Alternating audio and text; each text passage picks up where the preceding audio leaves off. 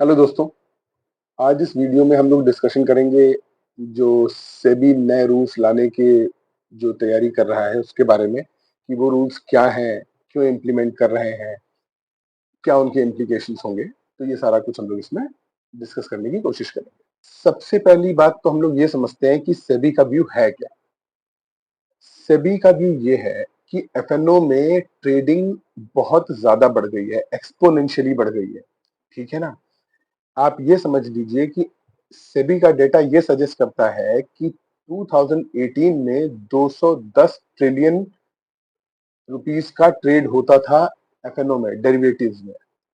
आज की डेट में ये 500 ट्रिलियन हो चुका है। 500 ट्रिलियन मतलब दोगुने से भी ज्यादा 6 साल के अंदर एफएनओ में ट्रेडिंग बढ़ चुकी है। ठीक है। तो ये इस तरीके की ग्रोथ एक चिंता का विषय है। दूसरी चीज क्या है कि 2023 में 65 लाख रिटेल ट्रेडर्स एफएनओ में ट्रेड करते थे और 2024 में 96 लाख, मतलब 40% इंक्रीमेंट हुआ है एफएनओ रिटेल ट्रेडर्स में। ये भी अगेन बहुत बड़ा जंप है जो कि चिंता का विषय है। ठीक है। तीसरा सबसे इंपॉर्टेंट पॉइंट है कि ऑप्शन ट्रेडिंग में सन 2018 में 2% लोग ट्रेड करते थे। 2% लोग। और आज की डेट में 2024 में 40% रिटेलर्स ट्रेड करते हैं। 2% 2018 में और 2024 में 40%। ये बहुत ही बड़ा जंप है, बहुत ही बड़ा जंप है। ठीक है। इससे होता क्या है कि एफएनओ में बड़े बड़े प्लेयर्स हैं, बड़ी बड़ी कंपनीज हैं, बड़े बड़े इन्वेस्टमेंट हाउसेज हैं और रिटेलर्स अपना पैसा लेके आते हैं जो कि उतने एक्सपर्ट नहीं है, उनके पास उतने बड़े सिस्टम्स नहीं है, उनको उतनी समझ नहीं है। ठीक है। वो आके पैसा इन्वेस्ट करते हैं, ट्रैप हो जाते हैं, लॉस खाते हैं और दिक्कत में आते हैं। तो सेबी का पर्पज ये है कि वो इन रिटेल छोटे छोटे इन्वेस्टर्स को सेफ गार्ड कर सके। ठीक है ना। तीसरी चीज जो जो सबसे एक और इम्पोर्टेंट चीज है वो ये है कि सेबी को ये लगता है कि वीकली ऑप्शंस का क्या कोई सिग्निफिकेंस है। ये कम्युनिटी में काफी सारे लोगों का व्यू है, अकेले सेबी का नहीं, सेबी की कमिटी का है और भी बाकी जो कम्युनिटी में एक्सपर्ट लोग हैं उनका भी ये व्यू है कि वीकली ऑप्शंस का क्या कोई सिग्निफिकेंस है। ऑप्शंस का पर्पस क्या था? हेजिंग। वीकली ऑप्शंस में ना हेजिंग होती है। अगर आपने कोई मंथली कॉन्ट्रैक्ट खरीदा है तो उसका उसकी हेजिंग आप मंथली में कर लीजिए, वीकली की जरूरत ही क्या है। तो वीकली जो ऑप्शंस है क्या इनका कोई सिग्निफिकेंस है भी?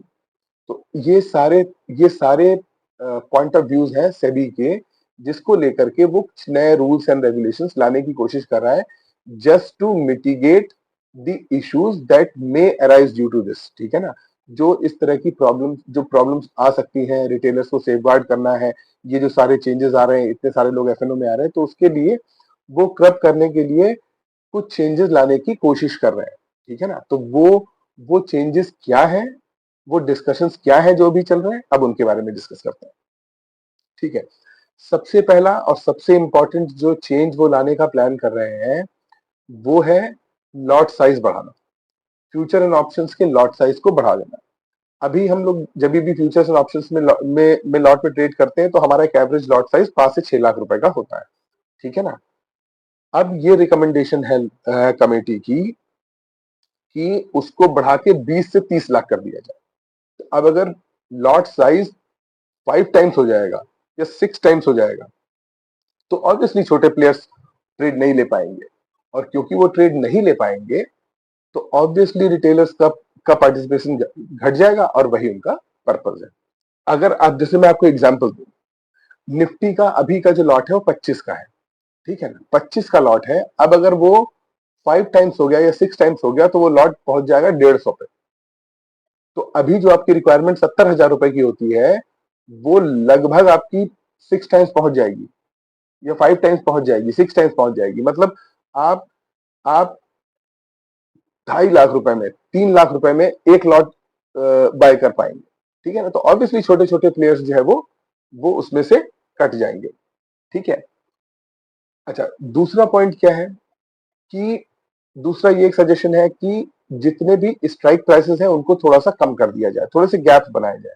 जैसे अभी निफ्टी में क्या है कि निफ्टी में आप जाइए तो आपको अगर 20,000 पे मार्केट है तो 20,050, 20,100, 20,150, 20,200, 20,250, 50-50 के डिफरेंस पे आपको स्ट्राइक प्राइस मिल जाते हैं।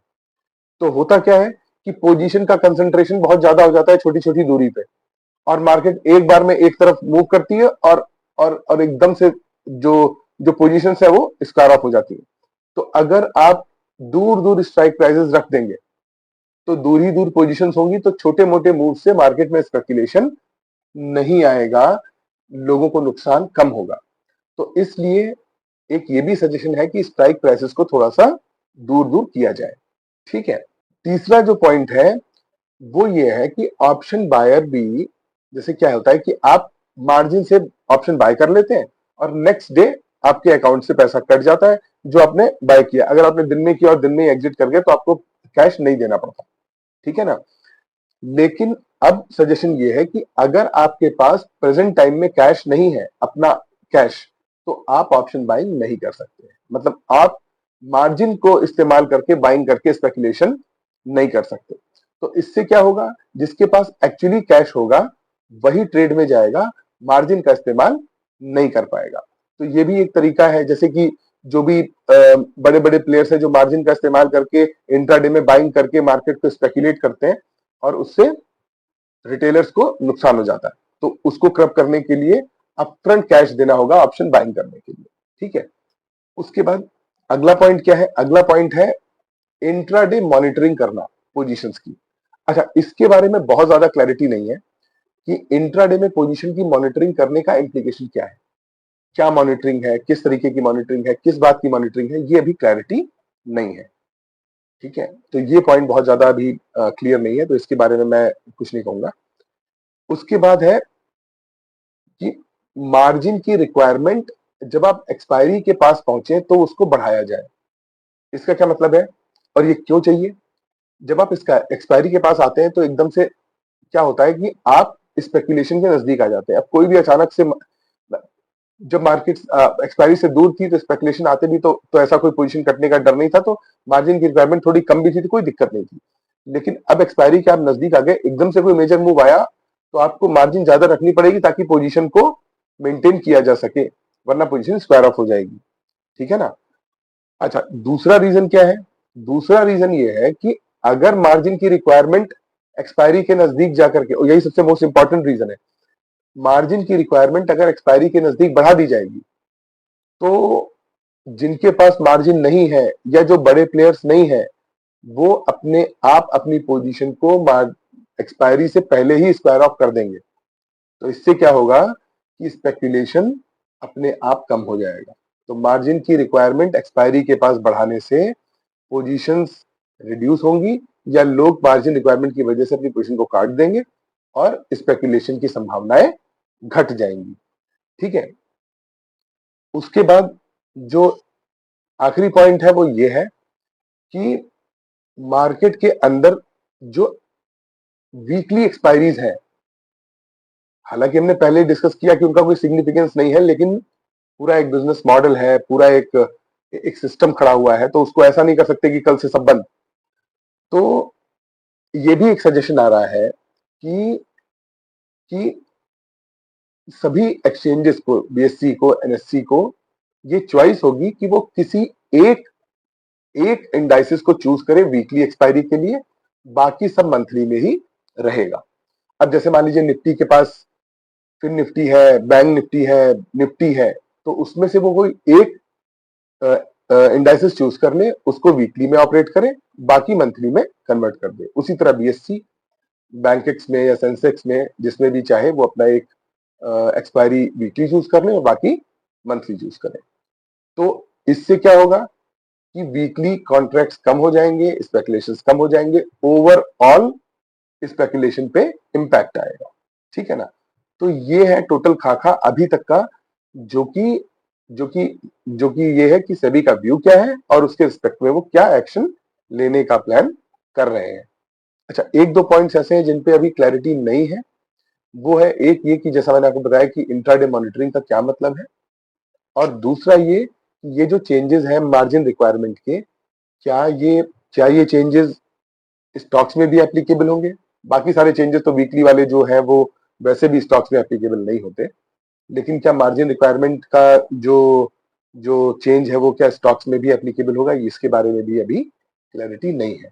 ठीक है, और एंड में मैं आपको एक बात और बता दूं कि ये सारा अभी डिस्कशन में है, अभी इम्प्लीमेंट कुछ भी नहीं हुआ है। तो इसको इस तरीके से इंटरप्रेट मत करिए कि ये आ गया या इम्प्लीमेंट होने वाला है। अभी सब कुछ डिस्कशन में है।